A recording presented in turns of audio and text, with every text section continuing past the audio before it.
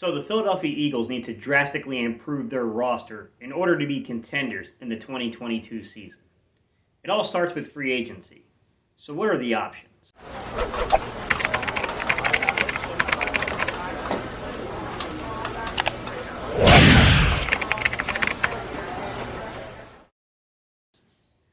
What's up, Eagles Nation? What's going on, NFL world? How you doing, Division Rivals? This is Stephen Hyder with Gate City Sports Channel where the cerebral NFL fan comes for about 10 minutes of daily content.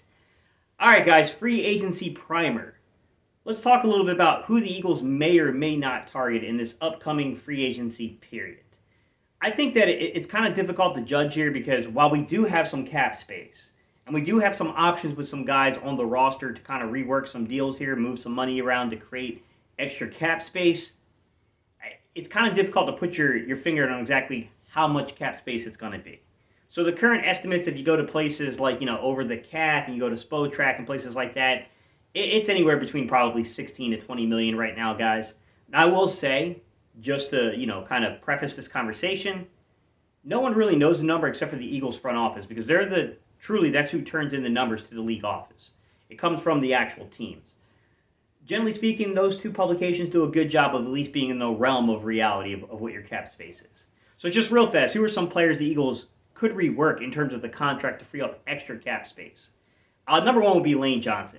You could definitely take some of Lane Johnson's base salary, and that's what you got to look for, guys. You're looking for the base salary to see what you can convert from base into some kind of option bonus type money, guys. Basically to give you a little bit more cap flexibility in 1 year while forsaking another year. That's just the way it works, guys. So you can take Lane Johnson, you can convert some of that base salary into some option bonus stuff. Same thing with Darius Slay. You can take some of his base salary, convert that into some option bonus stuff. And then the last guy I'll kind of add in here is as a player to kind of watch out for in terms of negotiations kind of happening. I would take a look at Javon Hargrave. You could take some of that base salary clearly and then work that into some option or bonus type money. At the end of the day, how much money could the Eagles kind of work themselves into in terms of a cap flexibility situation here? I would honestly say I would expect that they could easily get themselves between $32 million and $35 million worth of cap flexibility. Now, everyone has to keep in mind something that's very important here, which is, number one, you got to sign your rookies. And you got 3 first-round draft picks, which does become pretty expensive. It's called the rookie draft pool. So you have to take all of your rookie contracts, their expected salaries, which 99.9% of the rookies' contracts are actually in the signing bonuses that they actually make, and you can normally split that up over X amount of years. You can prorate it. But you got to kind of know that figure as well because you have to subtract that from your available cap space, guys. So that's the first thing to know. So if you were to ask me, all right, realistically, Gate, how much money can this Philadelphia Eagles team probably spend on free agency? I'd say anywhere between 15 to 25 million, guys. It's going to be somewhere in that ballpark is what I would probably say. So what are the options? What are the options? Now, the first thing I'm going to tell you guys, just because you hear that, the average, so the AAV, the average value of the contract is $15 million, that doesn't mean they make $15 million in each season. Howie's pretty smart. He knows how to manipulate the cap. He has far more cap flexibility in 2023 and 2024. I would assume that any contract that is signed this season would be pretty low in the number that they would be making in 2022 with clear, huge escalators in the 2023 and 2024 season. I split everybody up into basically 3 categories, tiers if you will. Now listen, these tiers are just off the top of my head, guys. There are many ways that you can break the tiers up. I don't have a problem if you would want to move a guy here or there. I don't think that's important. I think the importance is defining what are the position of needs. And then from those position of needs, what would the Eagles be drafting? So just real quick, what are the position of needs according to myself here? I think the one thing that has to be discussed is that they have to have an improvement at that on-the-ball Sam linebacker position. When you're on the ball here, your main objective is to really and honestly push the run inside or to the opposite side of the field, and then rush the passer, okay? They will have some responsibility where they will drop back into the flats, looking for those hooks and curls and disrupting the passing routes like that, but I don't think they're going to forsake someone who can pass rush just because somebody's a better movement guy and can cover the flats. That's just my opinion of it. I don't know if that holds true. That's the way I would view it. I'm going to assume that 99.9% of the people who break down this stuff and do this for a living would agree with that standpoint, that they're going to value the ability to pass rush as an on-the-ball linebacker over anything. So when I looked at on-the-line linebackers, this is what I got, or on-the-ball linebackers. Chandler Jones is probably the biggest name out there, in my opinion. Chandler Jones is a guy that he's getting older. There's no doubt about it. It's a veteran option kind of ordeal. I still think the Eagles need a long-term solution in trying to figure that out. And that's the tough part, guys. It's like it's really hard to find dudes with this kind of attribute that can play that position. So I wouldn't rule out the draft because when you really look at this, you're looking at are there linebackers, outside linebackers in the draft or who haven't played the role before, who primarily play off ball, who can play on the ball? Or can you take a stand-up defensive end who has tremendous movement skills, and can you make that guy an on-the-ball linebacker? I'll give you an example of a couple of guys I think would fit that role and it would make a ton of sense here. Boy Mafi, I think makes a ton of sense being able to do that from Minnesota. And the other guy is Arnold Abikiti. I'm sorry, guys, I'm butchering this young man's name from Penn State. I think those two guys have the ability to stand up kind of as an on-the-ball Sam linebacker. It's called an odd front, but it's a 51 in the sub package or a 52 in the base package, right? Kind of type system here. I think those two players from the draft make a ton of sense, but in free agency, I think Chandler Jones is the premier guy that you could go after that could probably quite easily play this role for you. What are some other options as you look at this, guys? Anthony Barr. Anthony Barr would be another guy that we know has played the role. He's did it for Minnesota for quite some time inside of Zimmer's scheme. I know Anthony Barr can play that role. Anthony Barr is getting a little bit later, he's getting a little older, so who knows how much time is left on Anthony Barr. But he is a little younger, I believe, than Chandler Jones, so at least you have that kind of going for you. To me, guys, it's a matter of these contracts and how effective they can be in the role, and do you think that one guy gives you tremendous pass rush over the other guy? Like that, I think all those things got to be considered, right? I think the one thing you can say about Anthony Barr is probably a little bit better rounded. I don't think he gives you Chandler Jones' level of pass rush ability, but I know he can defend the run. He can set the edge. He can drop in the flats, but like I said before, guys, I don't think they're going to forsake, pass rush for pass coverage in that role. The other guy is Hassan Reddick, guys. Everyone knows him. Everyone's familiar with him. This is a young man that's from the Philadelphia area. Hassan Reddick shoots off that edge like a bullet. He's not a run defender, guys, but perhaps he could push the run back inside by just really getting a push off the edge and making them either have to basically go backside with the play or go inside with the run. And then, obviously, we'd have to see how he plays the role in terms of pass coverage. I'm not worried about it. Maybe he'd be a little limited in Philadelphia's scheme, and there would probably be some very clear examples of when he'd have to come off in pass coverage. Sure. But I'm still think that in that role, you're talking about a very minute amount of plays. So I don't think that they would forsake it just because of that reason. I think it would probably have to do more so with the actual contract because Hassan Reddick is significantly younger than the other players that we just mentioned. I'll give you one more name that I would probably say this is more of a second-tier guy, but I think he fits the role very well, and he's done this for New England and other teams before. Kyle Van Noy. Kyle Van Noy is an older guy. He had a tremendous season last year. He's definitely the guy who can play the on-the-ball role as a linebacker, and you just kind of see what you're going to get there. I don't know how interested they would be, guys, but, nonetheless, I definitely think you could get a Kyle Van Noy. I think he makes a ton of sense. Some other linebackers I'm looking at that I don't think are necessarily on-the-ball linebackers. Some of these guys are Mikes, like Jayon Brown. I think Jayon Brown is in a very peculiar situation in Tennessee to where you have a very good football player, but perhaps he's better as a guy that can drop back as a Mike and get into passing lanes and can do those things, can work better as a blitzer than he is as a run defender. I could see a guy like Jayon Brown being on the outs in Tennessee and being a very good fit here, not as a, this guy is going to turn around the entire defense, but he could play a very, very good role for the Eagles, I think, in Jayon Brown. Outside of Jayon Brown, some other guys I look at is Kaiser White coming out of the Charger system. Dude can hit, man. He's probably more of a will, probably more of that backside pursuit guy, incredible speed dude. Dude comes up and lays hits, man. He's a former safety. I don't know if you could play him on the outside as a Sam as well. It just really depends upon the role and how the team envisions him.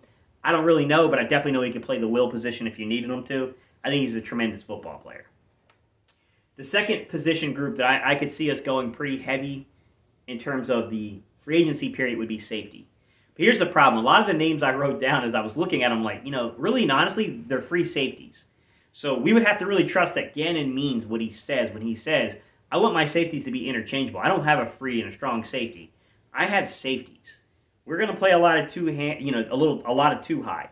And there'll be times where we do maybe mix it up, do some deception, do some disguise, and we'll bring a guy down into the box. So I need both my safeties to be able to play that role. There's a couple of guys up here that we can talk about. Mathieu, I didn't add on here, guys. I don't think it's realistic. I don't think we're going to sign him. Hey, if we do sign him, I'll be here to party with y'all because, man, that's a big time signing. I don't see it happening. Marcus Williams is the guy that I think has the most potential as a free safety. I don't know how much money he's going to cost. I don't know how much the Eagles have interest in him, but I do know that he's a good football player, and to me, he does at least make a ton of sense if you're looking at it from that perspective. Two more guys I kind of have in this tier 1 category of these kind of free safeties that perhaps if you give them the opportunity, they could play in the box over the top, but even they may not have necessarily the resume for it, would be Quadre Diggs, former Detroit Lions, so familiarity already with Darius Slay, but also, he's coming out right now from the Seattle defense. Guy that's probably a little bit more used to single high stuff, but I definitely think he could play the role. There's athleticism there. I think he can do the job. The other guy is Tart. I don't know how to say his first name. Jakarski? I don't know how you say his first name, guys. Tart, the safety from San Francisco. Don't know why there hasn't been more made about him. Really good football player, guys. He is one of the premier dudes that is available in free agency, and I haven't heard a peep. Maybe people just assume San Francisco's not letting this dude walk out the door, so they're not even going to waste their time. I'm going to waste my time, because if that dude hits free agency, that's a really good football player. I would go after Tart with everything I had if I was the Eagles, because that's exactly the type of player they're looking for. I'll get into some kind of what I would call like my second tier guys, although some of these dudes are just as good as the first tier guys. Jesse Bates. Jesse Bates the third. At this point I thought he'd already be re-signed. Maybe I missed the news and he has been re-signed. That guy hits free agency, guys. You got to go make a play for him. You got to try to lure him in there. He's a young free safety on top of it. Dude can play, man. I think he'd be a difference maker in Philadelphia's safety. Secondary, I would go for it. The other guy to look here is just, you talk about athleticism. You got Marcus Epps and you got Justin Reed. Justin Reed is the other guy I'm talking about here, guys. Yeah, man, I would go after Justin Reed with everything I got.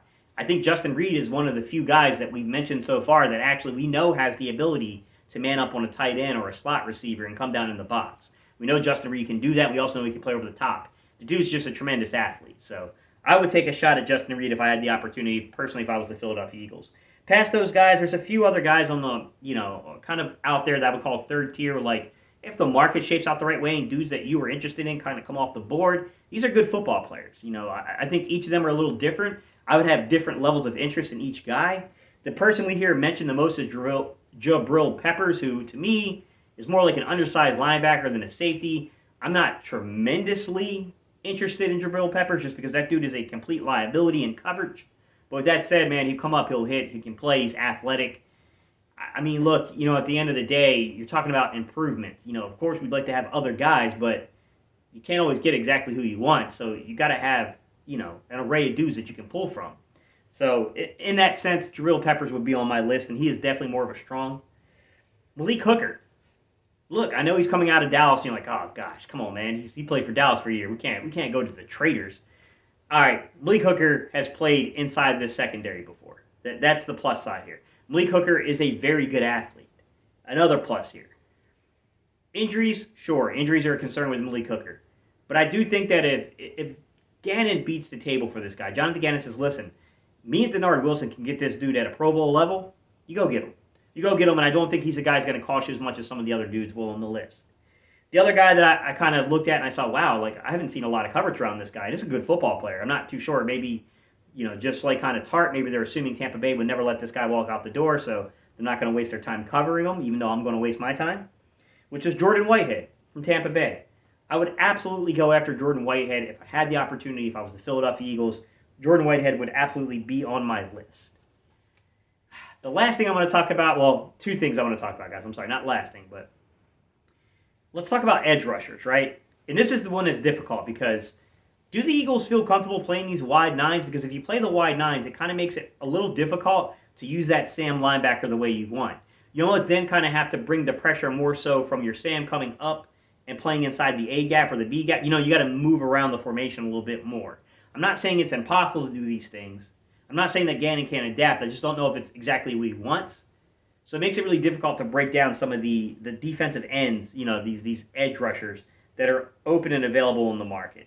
So, I mean, Emmanuel Ogbah is the guy everyone's going to talk about. I like Ogbah a lot. He's another one of these guys that's probably going to play more of a 7 or a 9 technique. You want to use his athleticism there, kind of a little similar to Josh Sweat, but tremendous athlete. I think the argument's going to be with Josh Sweat and Ogbah, you have two guys that could probably give you 7 to maybe 10 sacks at best. And I think some people might say, look, I don't want to spend too much money there. And because there's not a plethora of guys out there, he might get paid. He might get paid over the valuation of what he is, although he's a good football player. The other guy that I like a lot that I think is going under the radar, that I think is more of a guy that can play your 5 technique, is Arden Key from San Francisco. This is a guy that a lot of people don't know about. He's young, he can play, and if this guy somehow slips out of San Francisco, the Eagles should have interest in Arden Key. It'd be a mistake for the Eagles not to have interest in Arden Key, in my opinion, guys. Some other names just to kind of keep an eye on is a couple of former Colts guys. Muhammad, Al-Qaedin Muhammad from Indianapolis, young dude, knows the system, knows the scheme. These guys are not necessarily like signature signings per se, more rotational depth pieces. But I mean, I think you can get by with that, especially if you're going edge rusher in the draft on top of it. I think you can get by signing a guy like that. The other person is Kimiko Torre. I have no clue how you say his name. Indianapolis guy, Torre as well. Another young guy, a guy that's familiar with the scheme. We can make arguments to say, well, they don't really necessarily play the defensive line, the same way that Eberflus did in Indianapolis. It's a little bit more of a hybrid type system. But nonetheless, they'll be able to catch up quickly to what Gannon wants to do. They're familiar with what's going on there. I think those two guys make a ton of sense to me. Those are two guys I would personally have interest in. And then the other guy that I think is a really good football player that I don't know if he's going to get let go from Seattle, but if I was the Eagles, just like if San Francisco lets Arden Key go, I'd have a ton of interest in him, is Rasheem Green, defensive end from Seattle. A guy that I think you can play definitely as a 5 technique.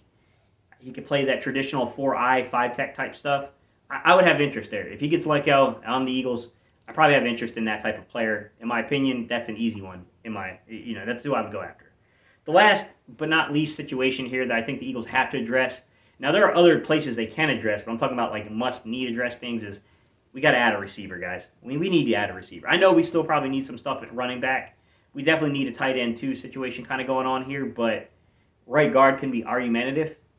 I don't think right guard is as big as some people are making it out to be, but the two guys that are candidates who we know can play football at a high level also have pretty worrisome injury history. So, I mean, I get it. But with that said, guys, I'll say that when I look at this, Allen Robinson is probably the number 1 wide receiver now in terms of what we need. That boundary side X, a tall guy that can probably play the slot. He's got better short area quickness than he does the long speed, but we know he can make contested catches. He's got the big body. He's got the big frame. A mistake eraser for a young quarterback like Jalen Hurts, kind of help you build confidence, stuff like that. Like, hey, go back to the Bears again and let's steal another guy. I definitely think he makes a ton of sense here. Juju Smith-Schuster, former Pittsburgh Steeler. We know the Eagles had interest in him the year prior. Does Juju fit the system perfectly? Probably not. I mean, do you still have like a dominant number 1 wide receiver? Probably not, but Juju Smith and Devontae, Smith, look, man, they both are good football players, man. Quez Watkins with the big playability. I mean, we've had worse receiving corps, guys. Let's just be honest, right? I mean, we've gotten by with a lot worse. DJ Shark is another guy, right? DJ Shark makes a ton of sense to me. Big play guy, big tall guy. Christian Kirk got familiarity with their coaching staff. He's been with Moorhead before. He's actually worked with Patullo before. Christian Kirk is not ideal. He's not necessarily an outside receiver, a little bit more of a slot guy, but he is a vertical slot, and he does give you that element. Maybe you can bounce, Watson outside and let him play. I'm sorry, Watkins, not Watson. You can bounce Watkins outside and let him play. So, I mean, to me, that kind of makes sense here. The other young man I'd add into this is the Indianapolis Colts wide receiver. I would look at a few of those guys there, and I would try to maybe bring in somebody here to fit. But outside of that, guys, I think the main components here have to come from the draft.